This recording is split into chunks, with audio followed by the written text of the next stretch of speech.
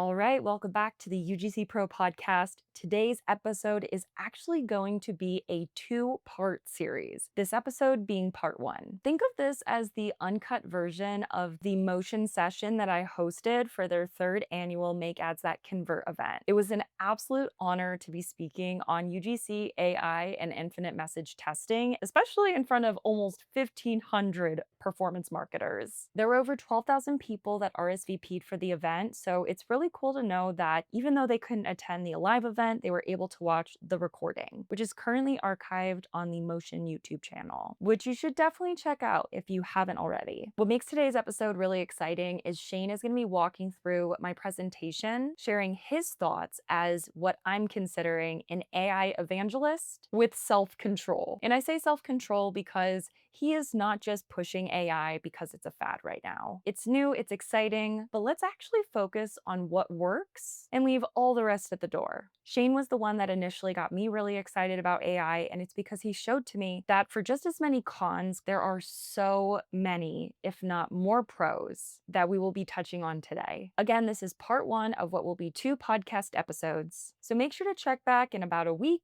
so you can finish off with part two. Also, if you haven't heard the exciting news already, our AI agent, UGC Buddy, is officially live on Motion's platform. What makes this extra cool is that even though UGC Buddy created waves in the UGC community and has been used over 30,000 times in less than 12 months, UGC Buddy on Motion's platform is about 1,000,000 times stronger and more impactful. And the reason why is because UGC Buddy is plugged into Motion's platform, so it's not only doing what it already does in the ChatGPT version, but it's also cross-referencing the ad performance data on the account. Meaning when it's running a task, whether it's sourcing a UGC creator, writing a high-converting script, doing your weekly newsletter, it's referencing the best practices that we educated UGC Buddy with, while also cross-referencing the performance on your account. So keeping in mind the top performing ads, the demographics, the hooks that have worked the best, while also keeping in mind what hasn't worked historically on the account. All right, without further ado, let's dive into part one of what will be a two-part series of going through the presentation for Motion's Make Ads That Convert event with no other than Shane Murphy, my partner in crime, my business partner, and the love of my life.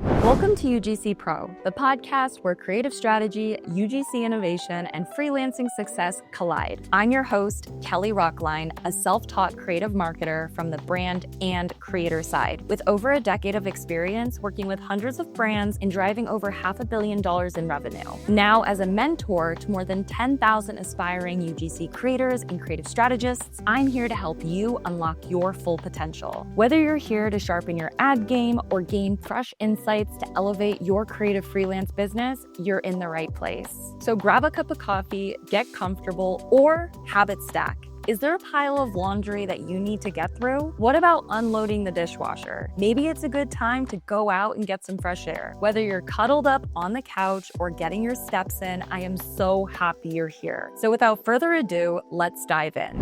So AI, UGC, and infinite message testing, the tools have changed, but social proof still sells. How did you come up with the idea for this? Like, where did you start when you were thinking about it? I want to say it was like a month out from the event when I got noticed that they wanted me to be one of the headlining speakers. And it's funny because Melissa from Motion had told me that it was really hard to find someone to speak on the topic of AI and UGC just because it is kind of controversial. For me, and I know for us, this is something that we could talk about all day. And it's interesting because even though I recognize the fact that there are cons, I see this as so many more pros that outweigh those cons, which is why I got so excited about putting this presentation together. The irony of this is that I did in fact brainstorm early stages with ChatGPT. So I basically sent a voice memo and had explained the overarching topic, which was AI, UGC, and infinite message testing. The ChatGPT helped me formulate an outline for the presentation. Then I took that rough outline and obviously built what it is now. Oh, it's great. I'm super excited to go back over it. When I was going into this presentation, I envisioned two groups in the audience, one being brands and agencies and one's being creatives and marketers. I wanted to address those, and I know that they're more of like a minority in the group, but anyone that really feels firmly about replacing UGC creators with AI. And so I just wanted to like have that like resetting of expectations of like, we're not replacing creatives with AI. And I also wanted to address the creatives and marketers because if you've been hearing people online talking about how they're excited to replace you with AI, aren't you going to have a negative connotation to the tool itself and not want to use it because you've been told by some ecom bro on X that you're going to be replaced by that AI tool? Such a weird dichotomy between the two, and they're both kind of like more and more polarizing. Where do you feel the line is being drawn between the brands and the agencies and the creatives and the marketers? Where do you really feel like they're drawing the line? I think for the brands and agency side, it's one of two things that come to mind, not limited to, but two things that do come to mind. One, there is a group of brands and agency owners who are very excited to replace creatives generally, just because these are people that would not be willing to pay the rates that are industry standard, that are very eager to adopt AI to a fault. There are also brand and agency owners who are overly excited about AI for no other reason than they saw Alex Hermosi post about it, and now they're like, oh my God, I want to SOP the soul out of AI. And I want to make sure that everyone at the company is leveraging this tool. Evangelist 2.0. Totally. I know we've talked about it before where it's almost the hype is greater than the actual use. And people love talking about how AI can fix it. But then when you actually go in, nobody's actually using it. Or like people will create these workflows, but they're all broken and they don't actually work and they don't actually scale or they don't actually perform.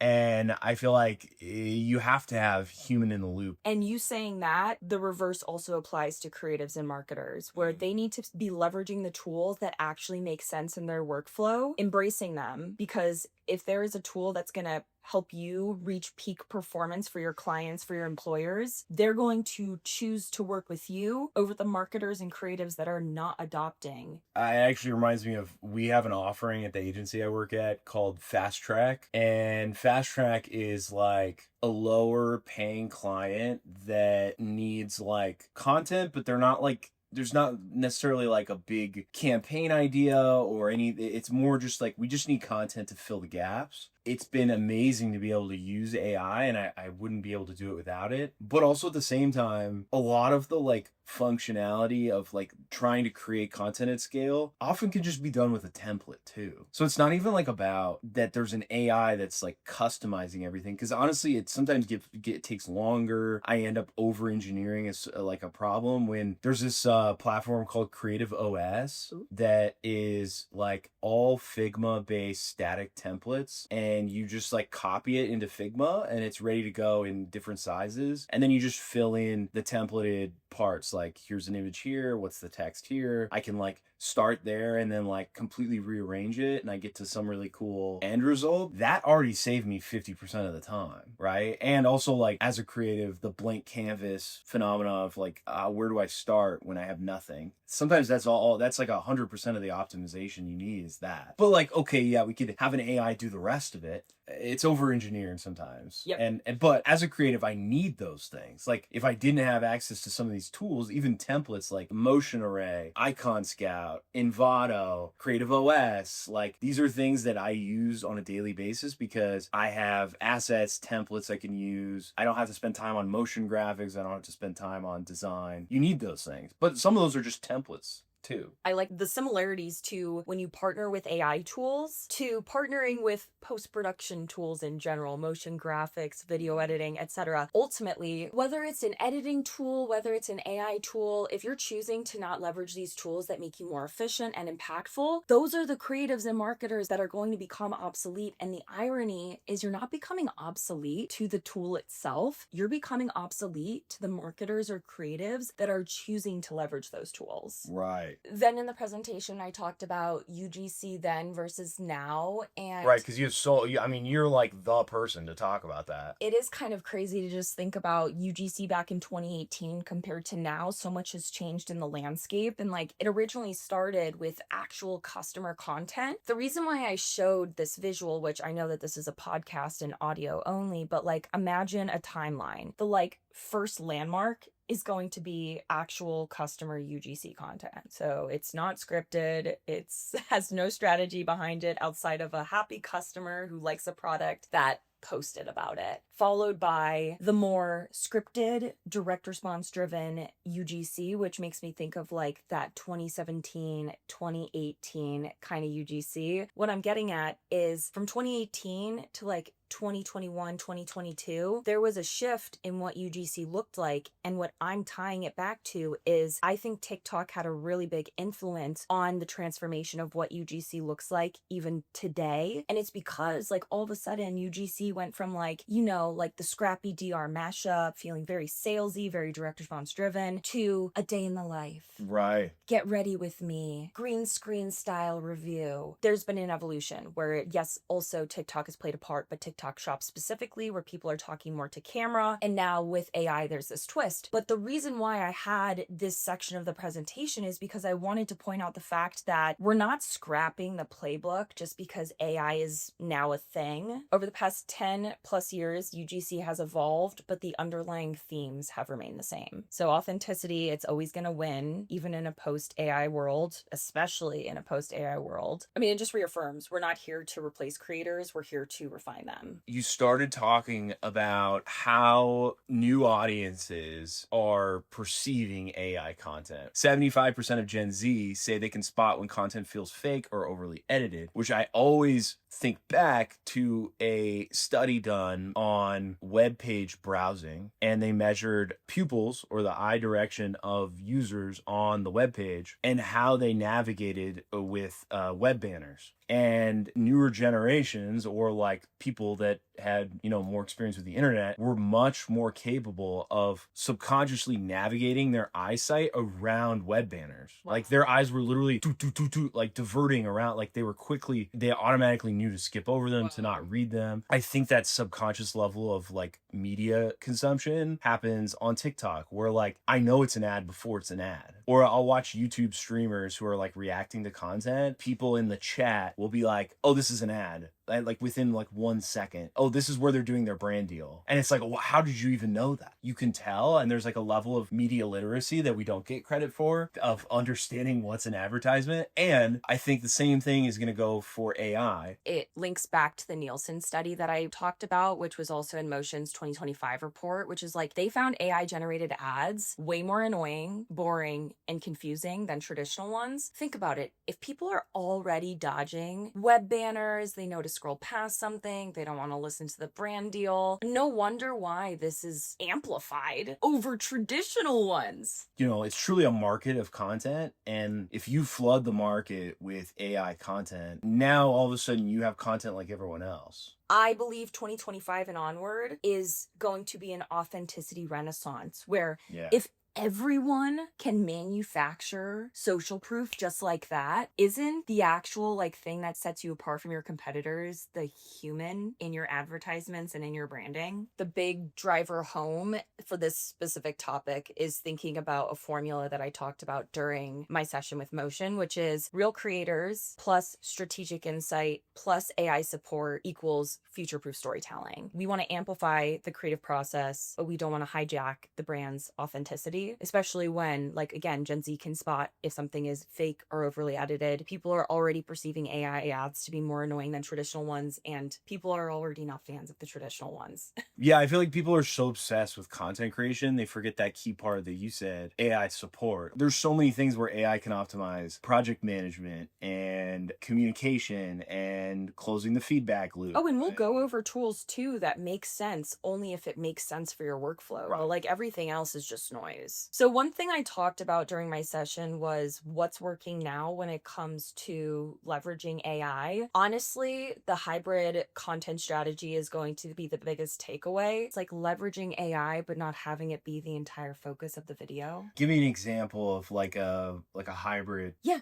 Okay, so one thing that's been working really well for my clients, two different strategies. One, doing B-roll created by content creators, not AI, with an AI voiceover for product intros, promo focused ads, not entirely AI generated, because it's like, yes, there's AI voiceover, but there is human B-roll. Or having a human say to camera in the hook, those first few seconds, whatever the hook is, and then it goes into the body of the video that is AI generated voiceover. So it took that strategy that I started with, where it's like all AI voiceover, but took it that one step further by saying, let's have this human talk to camera to have that connection that is backed by science while still optimizing your creative workflow with AI. So going from that human in the first 3 to 5 seconds into that AI voiceover sales sequence. Makes sense. You save money, save time. When I think of the clients that have been doing this, I will say they've been leveraging internal people. So I feel like it kind of negates the concern that is like, oh, like, should you be doing this with UGC creators taking their voice, using 11 Labs? It's illegal to obviously just take my voice and cut it up into a million different ads without my consent. 100%. But I do think that brands have an opportunity now where,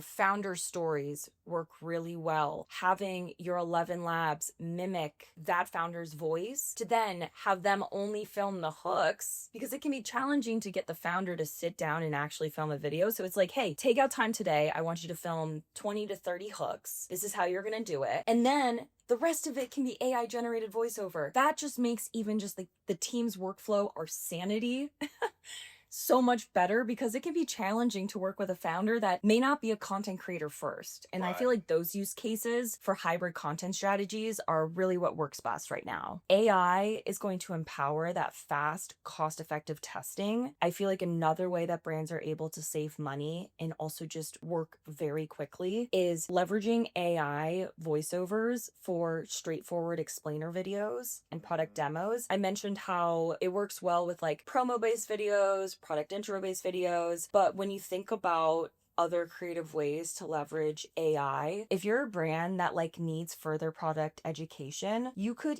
easily have AI do that, because one, I get it, like money doesn't grow on trees. Two, we're very short for time. Sometimes you need something as quickly as like this afternoon. One study that I found very interesting was that basically they tested these college students with an AI generated voice as a teacher versus a normal teacher. Turns out, even though they did have resentment towards the AI generated professor, they still learned at the same pace. They had very similar outcomes. And the main takeaway was, when it's non-emotional, factual based content, that is an opportunity to leverage AI without having it negatively impact your brand's authenticity. That makes sense. If I want something like information, I don't care how I'm getting it, as long as it's effective and engaging enough. Exactly. Although I'm trying to think, I watch a lot of AI YouTube videos. So like, it'll be like, here's the latest update on this new Hugging Face model, or here's the new update to Cursor or something. And I'll watch a bunch of these different videos, and some of them use like an AI voice to do the video. And I at first didn't care. Ooh.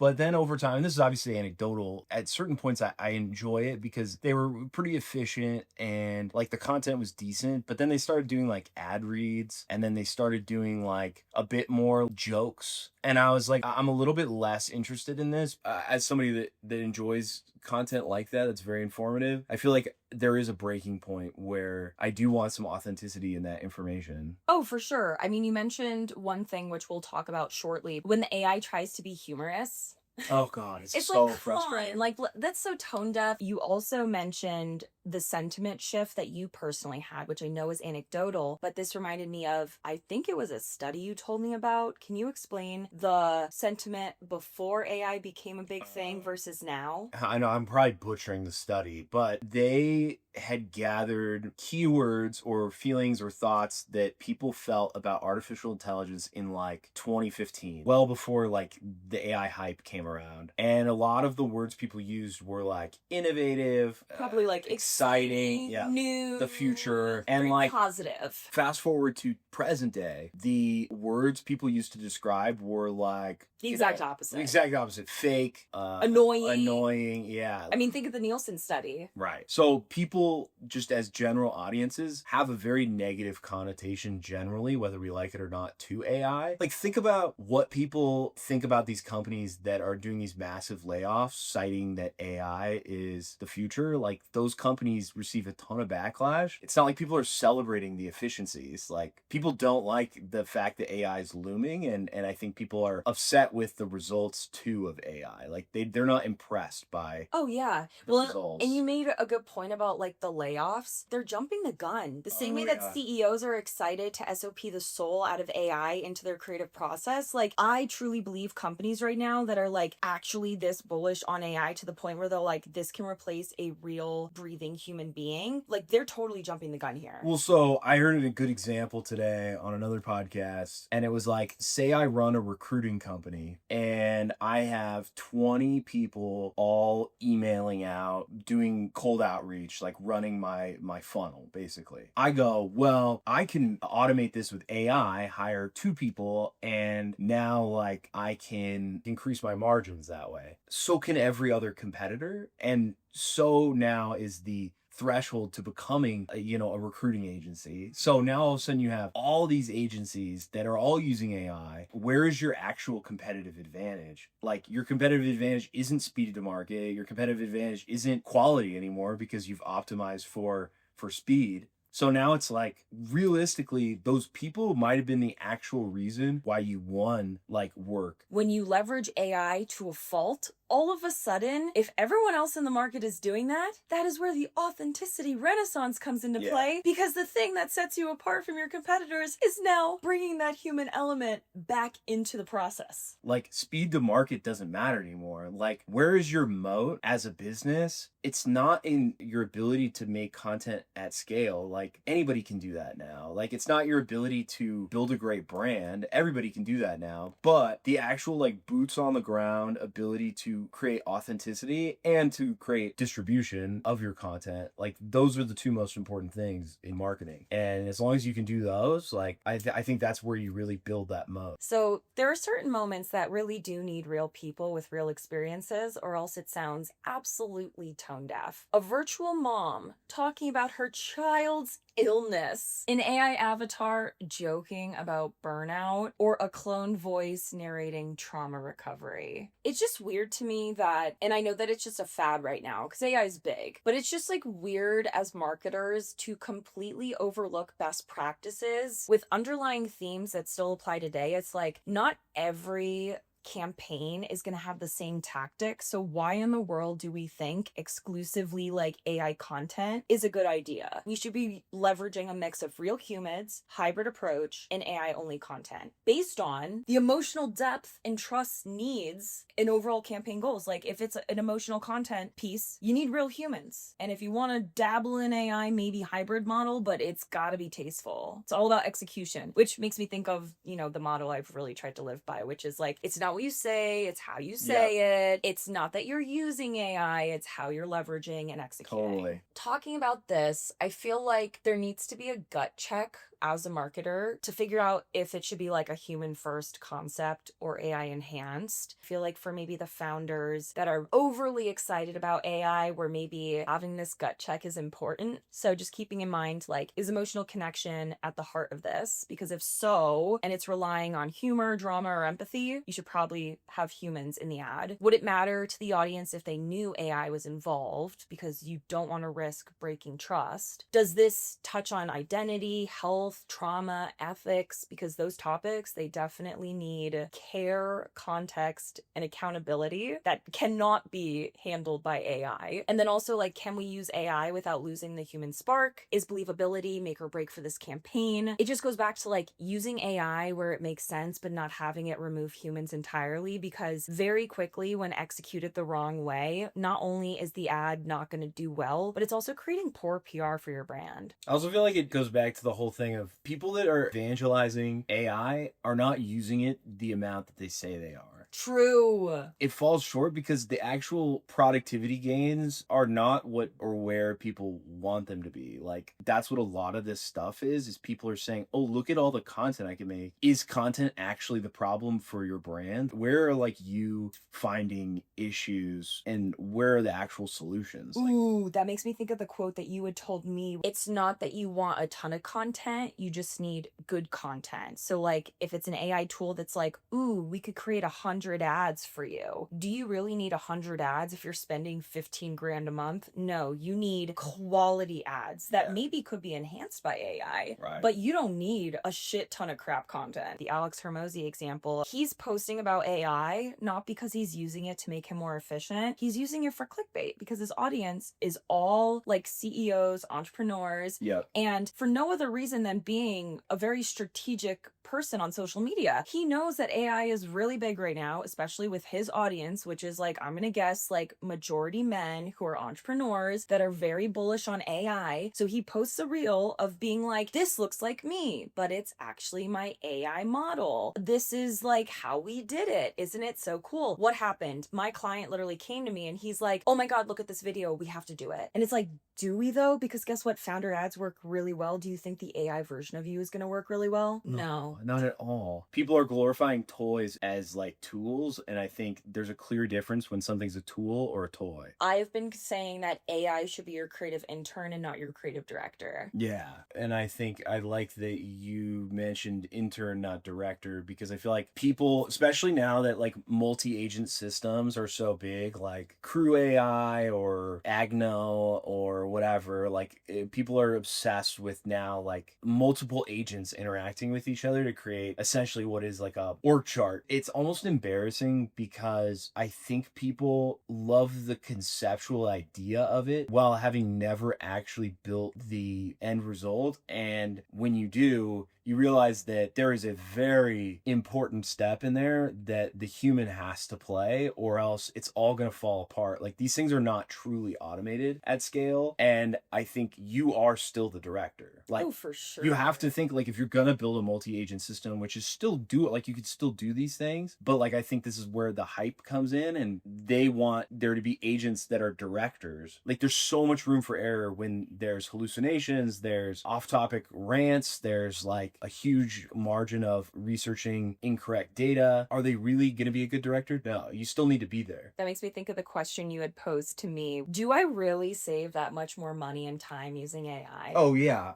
I over-engineer everything when I try to use AI. I'm like, well, I want it to do this for me too, and I want it to do that. I think I always end up coming back to the same conclusion, is people are confusing AI, generative content or generative tasks, with procedural tasks. And like, the difference is there's so much you can do with a simple Zapier command and some like a little bit of code here, maybe a little bit of like automation here. You can do a lot with that, and while still being present, than like being like, now I'm going to take that automation and then I'm going to replace all the human aspects with an agent that's going to solve that. Or I'm going to say, I don't need any automation because the AI is just going to tell this AI and that's going to tell that AI. And ultimately you've already lost because that's not an efficient workflow. Anyway, all I'm saying is like, people are very much reliant on the AI to play this director role. It's absolutely the worst thing you could be doing, is making the AI the director. You need to be the director, but you can optimize with a lot of procedural workflows, and some generative workflows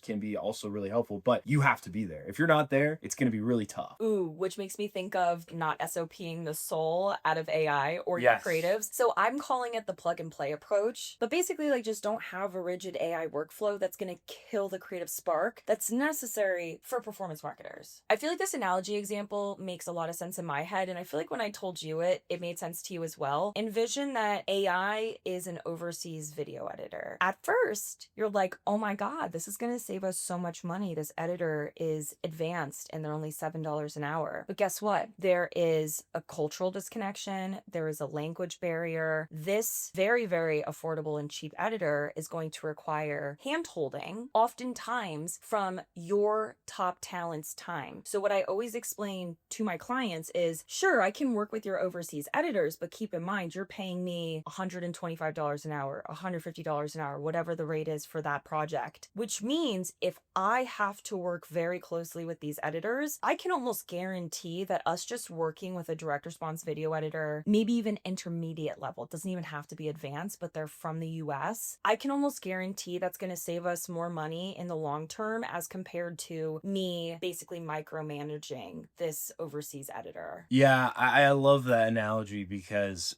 we've all actually dealt with it too. Like I can relate to that exact scenario. And now having used AI so much over the last year or so, I mean, the exact same scenario happens again and again where I've engineered this solution and then the mistake keeps happening and ultimately like dies on the cutting room floor because it just didn't work. Yes. I think it's important to keep in mind that AI is going to be the power tool, not the woodworker. Having that craftsman approach to AI and understanding that you want to use it as the power tool, but when you're using AI for infinite message testing, you also need to be able to log those insights, because if you're not keeping track of everything you're testing now with the power of AI being able to put out more content, more quality content, if you're not closing that feedback loop and actually tracking what works and what hasn't worked yet, all of this is for nothing. If you're excited about AI, but you're not actually putting systems in place to make sure that it's actually making the impact that it's meant to do, it's all for nothing. Yeah. For a while, I was working on a tool to help me write newsletters. In order to generate a newsletter, obviously you could go down the route of, here's an AI. AI is going to write a newsletter for me. It's going to do all the research. It does everything. And then I have a newsletter. Ultimately, those results suck. Like those results are not good. So what I did, and this is a way to optimize so that you still get the benefits of generative, but like you're making a larger role, is include the voice assistant from OpenAI to interview me before writing the newsletter. So I would say, here's what we're going to talk about. Now the AI voice agent is interviewing me and I just have to sit there and do a conversation like I would be doing it for like,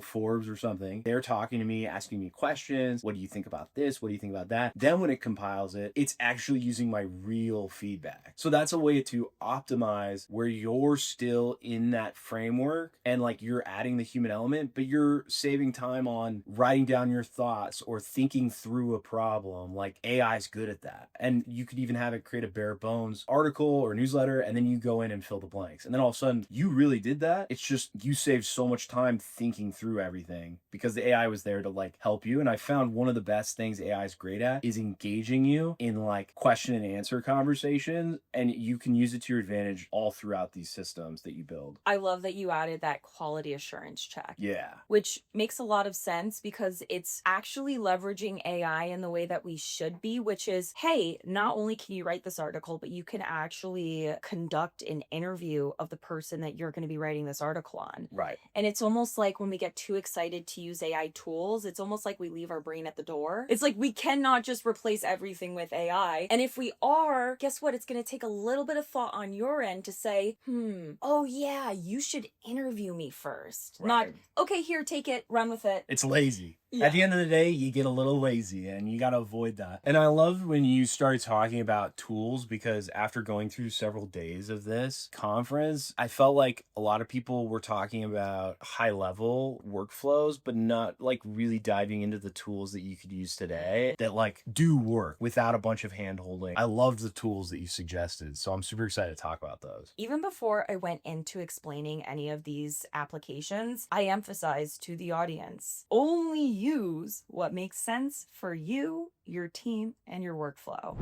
I hate to leave you guys off on such a cliffhanger, but the next episode will be going over the applications that we recommend that you should be considering incorporating into your workflow as a performance marketer. I want to emphasize the last line that I said: you should only be implementing the tools that truly make your team more efficient and more effective. In part 2, outside of going over the really cool applications that we've been leveraging as performance marketers, we'll also be thoroughly going over the legality side when it comes to artificial intelligence, and also the ethics side, which can be easily overlooked by brands, which then can create awful PR for them, which is something you want to avoid at all costs. And we'll also talk to you more about UGC Buddy, which we are super excited about. Again, if you are a brand or agency and you're already using Motion, I highly recommend that you subscribe to UGC Buddy. We're actually currently offering a 14-day free trial, so you literally have nothing to lose and all to gain. It's also only $25 a month right now, and it's obviously considered a business expense. What I like to say is you're not only getting me, but also Shane for an absolute steal, considering I charge upwards of $200+ per hour as a fractional creative strategist. Thanks again for listening to today's episode, and I will see you for part 2 next week.